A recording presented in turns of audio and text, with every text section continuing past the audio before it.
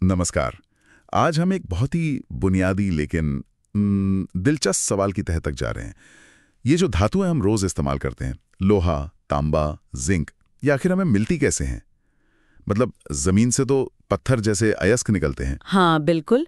अयस्क से धातु तक का सफर काफी रोचक होता है। हमारे हाथ में है एनसीईआरटी कक्षा 10 विज्ञान की किताब का एक हिस्सा, अध्याय 3, धातु एवं अधातु से। ये अयस्क यानी वो प्राकृतिक खनिज जिनमें धातु छिपी होती है, उनसे धातु को बाहर निकालने के तरीकों पर बात करता है। और ऐसा लगता है कि सारा खेल धातु की सक्रियता पर टिका है। एकदम सही। सक्रियता यानी कौन सी धातु कितनी आसानी से, कितनी मजबूती से दूसरे तत्वों के साथ रासायनिक बंधन बना लेती है। तो आज की इस बातचीत का मकसद है ये समझना कि जो धातुएं सक्रियता की दौड़ में थोड़ी पीछे हैं या शायद बीच में आती हैं, उन्हें उनके अयस्कों से कैसे आजाद कराया जाता है। चलिए खंगालते हैं इसे। हाँ, शुरू करते हैं। तो शुरुआत करते हैं उन धातुओं से जो सक्रियता श्रेणी में सबसे नीचे हैं। मतलब बहुत शांत स्वभाव की, कम क्रियाशील। इनके बारे में स्रोत क्या कहता है? इन्हें पाना आसान होता होगा। बिल्कुल। ये धातुएं इतनी कम क्रियाशील होती हैं कि प्रकृति में इनके यौगिक यानी इनके अयस्क बहुत ज्यादा स्थायी या मजबूत नहीं होते। इसीलिए इन्हें अयस्क से अलग करना ज्यादा मुश्किल नहीं होता। अच्छा। एक अच्छा उदाहरण है पारा यानी मर्क्यूरी। इसका अयस्क है सिनाबार। सिनाबार, हाँ सुना है। ये असल में क्या होता है? ये असल में मर्क्यूरी सल्फाइड HgS है। लाल सा पत्थर जैसा दिखता है। अच्छा, सिनाबार। तो इससे पारा कैसे निकालते हैं? क्या कोई जटिल प्रक्रिया है? नहीं नहीं, काफी सीधी प्रक्रिया है। जैसा मैंने कहा, पहले इस सिनाबार को हवा की मौजूदगी में गर्म किया जाता है। हवा में गर्म करना मतलब जैसे भूनते हैं? हाँ, कुछ वैसा ही समझिए। इस गर्मी और हवा की ऑक्सीजन से सिनाबार का सल्फर वो ऑक्सीजन से जुड़कर सल्फर डाइऑक्साइड गैस बनके उड़ जाता है। ओके, गैस निकल गई। और पारा का क्या हुआ? और पारा ऑक्सीजन के साथ जुड़कर मर्क्यूरिक ऑक्साइड HgO नाम का एक पाउडर जैसा पदार्थ बना लेता है। अच्छा, यानी अयस्क का रूप बदल गया, सल्फाइड से ऑक्साइड बन गया। फिर बस इस मर्क्यूरिक ऑक्साइड को और थोड़ा तेज गरम कर दीजिए। और गरम? हाँ, ये ऑक्साइड इतना स्थायी नहीं होता कि ज्यादा गर्मी झेल पाए। गरम होते ही ये टूट जाता है, पारा अलग हो जाता है और ऑक्सीजन गैस बनकर निकल जाती है और हमें मिल जाता है वो चमकीला तरल पारा धातु। अरे वाह, मतलब बस 2 बार गरम करने का खेल है। हाँ, लगभग। पहले हवा के साथ, फिर अकेले। कोई लंबा चौड़ा केमिकल मिलाने की जरूरत नहीं। बिल्कुल नहीं।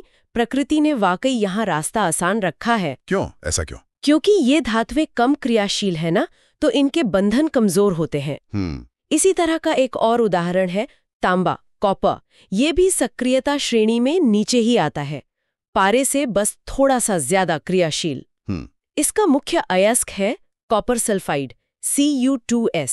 तो क्या तांबे के लिए भी यही 2 स्टेप वाली हीटिंग काफी है? कुछ ऐसा ही होगा? लगभग वैसा ही है, पर एक दिलचस्प मोड़ के साथ। अच्छा, क्या मोड़? पहले कदम में कॉपर सल्फाइड को भी हवा में गर्म करते हैं, बिल्कुल पारे वाले केस की तरह। ठीक है। इससे ये कॉपर ऑक्साइड Cu2O में बदल जाता है और सल्फर डाइऑक्साइड गैस निकल जाती है। समझ गया। और दूसरा कदम? वो दिलचस्प मोड़ क्या है? दूसरा कदम और भी आसान है। यहाँ जो कॉपर ऑक्साइड बनता है वो बचे हुए कॉपर सल्फाइड अयस्क के साथ खुद ही रिएक्ट कर जाता है। खुद ही? हाँ, मतलब पहले स्टेप में जो गर्मी पैदा हुई वही काफी है। इस आपसी रिएक्शन से ही तांबा धातु अलग हो जाती है और साथ में फिर से सल्फर डाइऑक्साइड गैस बनती है। अरे, इसे स्वतः अपचयन या सेल्फ रिडक्शन भी कह सकते हैं। कमाल है। मतलब ऑक्साइड बनने के बाद वो खुद ही अपने भाई बंधु मतलब बचे हुए सल्फाइड से क्रिया करके धातु दे देता है। किसी बाहरी मदद की जरूरत ही नहीं। सही पकड़ा। ये दिखाता है कि कम क्रियाशील धातुओं को पाना कितना सरल हो सकता है। उनके यौगिक आसानी से टूट जाते हैं या बदल जाते हैं।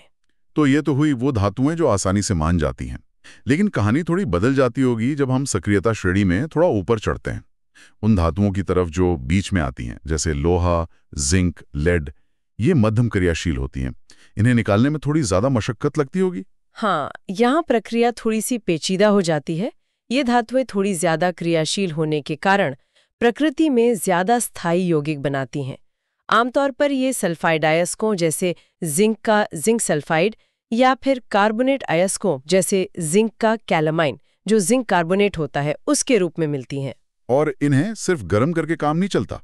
स्रोत कहता है कि इनके सल्फाइड या कार्बोनेट से सीधे धातु निकालना मुश्किल है। ऐसा क्यों? सही। यहाँ एक चाबी वाली बात यह है कि किसी धातु को उसके ऑक्साइड से हासिल करना उसके सल्फाइड या कार्बोनेट से हासिल करने की तुलना में रासायनिक रूप से ज्यादा आसान होता है। ऑक्साइड से आसान? हाँ, ऑक्साइड से ऑक्सीजन को हटाना, जिसे हम अपचयन कहते हैं, वो रिलेटिवली एक सरल प्रक्रिया है। अच्छा, तो रणनीति ये हुई कि पहले अयस्क को किसी तरह ऑक्साइड में बदलो, बिल्कुल, फिर उस ऑक्साइड से धातु निकालो। सही, एकदम सही। तो ये पहला कदम ऑक्साइड में बदलने का कैसे करते हैं? स्रोत में दो नाम दिख रहे हैं, भर्जन और निस्तापन। ये क्या बला है? सुनने में थोड़े भारी भरकम लगते हैं। हाँ, नाम भले ही अजीब लगे, पर प्रक्रियाएं सीधी हैं। ये अयस्क को ऑक्साइड में बदलने के ही दो तरीके हैं, बस निर्भर करता है कि अयस्क सल्फाइड है या कार्बोनेट। ओके, तो पहले भर्जन को समझते हैं। ये किसके लिए है और इसमें क्या करते हैं? भर्जन यानी रोस्टिंग का इस्तेमाल मुख्य रूप से सल्फाइड अयस्कों के लिए होता है। सल्फाइड के लिए, ठीक। सोचिए जैसे हम मूंगफली भूनते हैं खुली हवा में, इसमें अयस्क को हवा की भरपूर सप्लाई मतलब ऑक्सीजन की अधिकता में, लेकिन उसके पिघलने के तापमान से कम पर तेजी से गर्म किया जाता है। हवा जरूरी है इसमें? हाँ, बहुत जरूरी। हवा की ऑक्सीजन अयस्क के सल्फर से क्रिया करके सल्फर डाइऑक्साइड गैस बनाती है जो निकल जाती है और धातु ऑक्सीजन से जुड़कर धातु ऑक्साइड में बदल जाती है। जैसे जिंक सल्फाइड ZnS को भर्जन करने पर जिंक ऑक्साइड ZnO बनता है। ठीक है, भर्जन यानी हवा के साथ भूनना सल्फाइड अयस्कों के लिए, और निस्तापन यानी कैल्सिनेशन ये कार्बोनेट के लिए है। इसमें हवा का क्या रोल है? बिल्कुल, निस्तापन कार्बोनेट अयस्कों के लिए है। इसमें अयस्क को या तो बहुत कम हवा में या हवा की गैर मौजूदगी में ही, मतलब सीमित वायु में तेजी से गर्म किया जाता है। हवा नहीं चाहिए इसमें? ज्यादा नहीं, क्योंकि हमें यहाँ ऑक्सीजन से क्रिया नहीं करवानी, बल्कि अयस्क को सिर्फ गर्मी से तोड़ना है।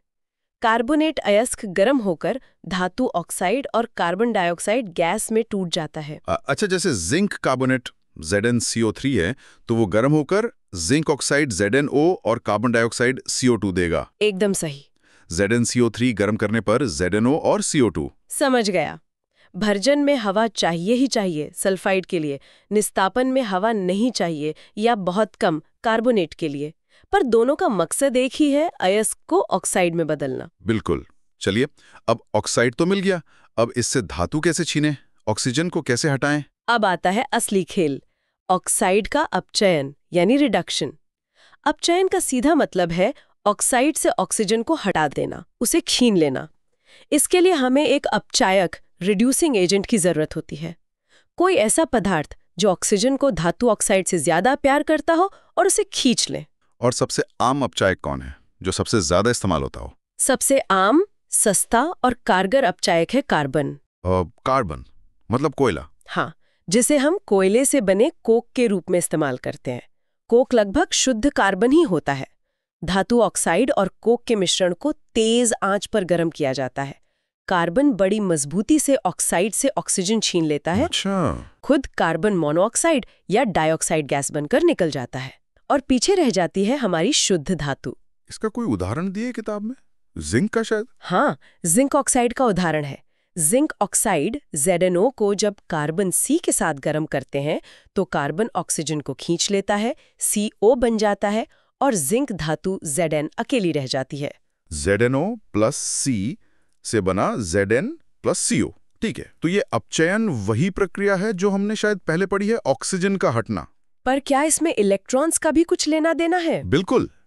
ज्यादा गहराई में देखें तो अपचयन का मतलब इलेक्ट्रॉन प्राप्त करना भी होता है। अच्छा, धातु ऑक्साइड में धातु आयन के रूप में होती है, जैसे जिंक ऑक्साइड में Zn2+ आयन।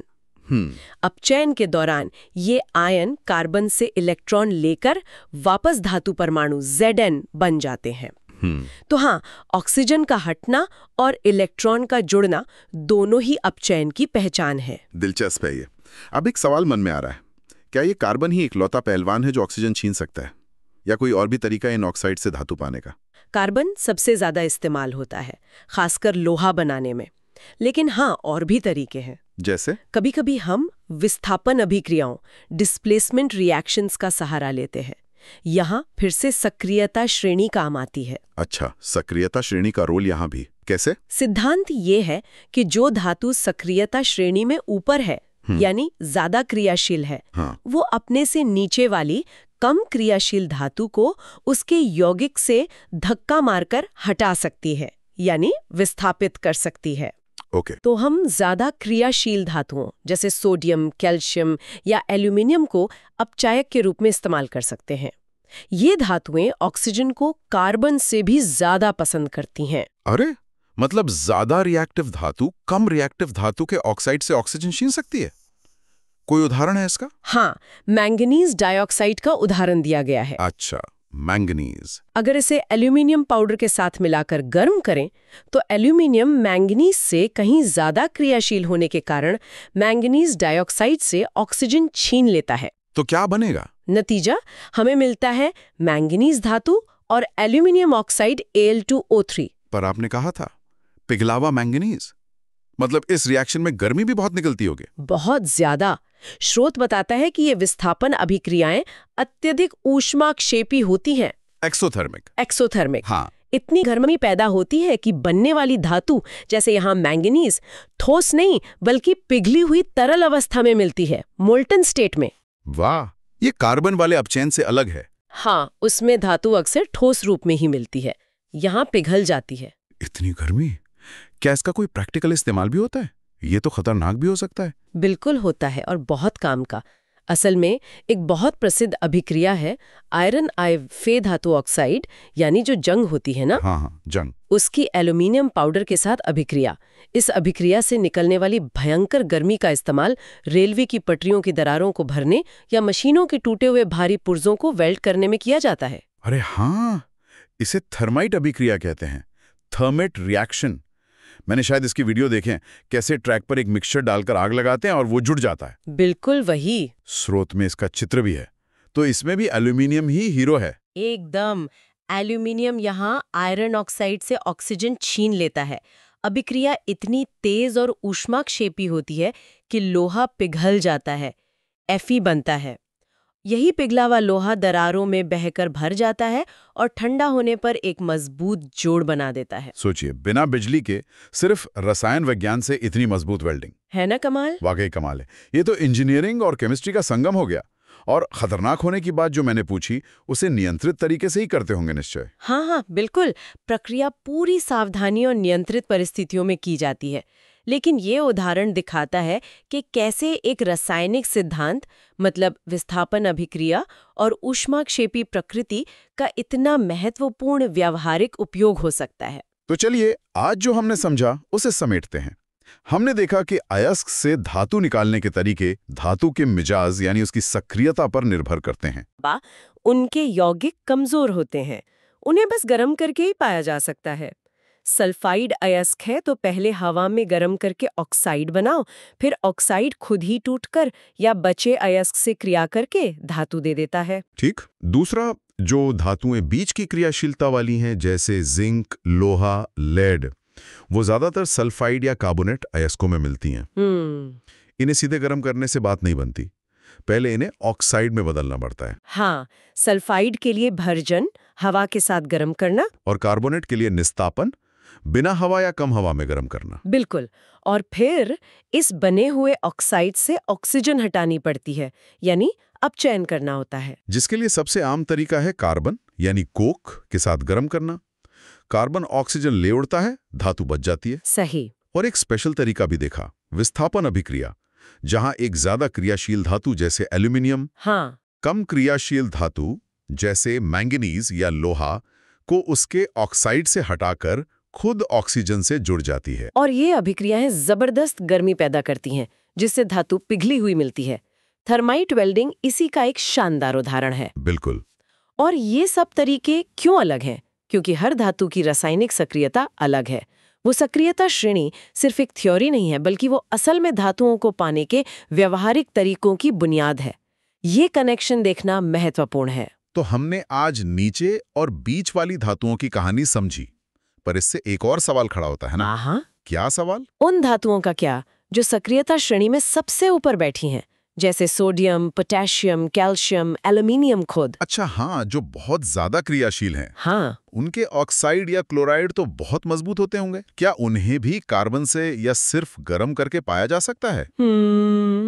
शायद नहीं। या उनके लिए कोई और भी ज्यादा शक्तिशाली तरीका है, शायद बिजली का इस्तेमाल करके, जिसे विद्युत अपघटन कहते हैं, वो अपनाना पड़ता होगा? ये सोचने वाली बात है बिल्कुल। उनके बंधन तोड़ने के लिए ज्यादा ऊर्जा चाहिए होगी। खैर, आज की इस खोजबीन को यहीं रोकते हैं। उम्मीद है सुनने वालों को कुछ नया और दिलचस्प जानने को मिला होगा। हाँ, उम्मीद तो यही है। अगली बार फिर मिलेंगे एक और ज्ञानवर्धक चर्चा के साथ।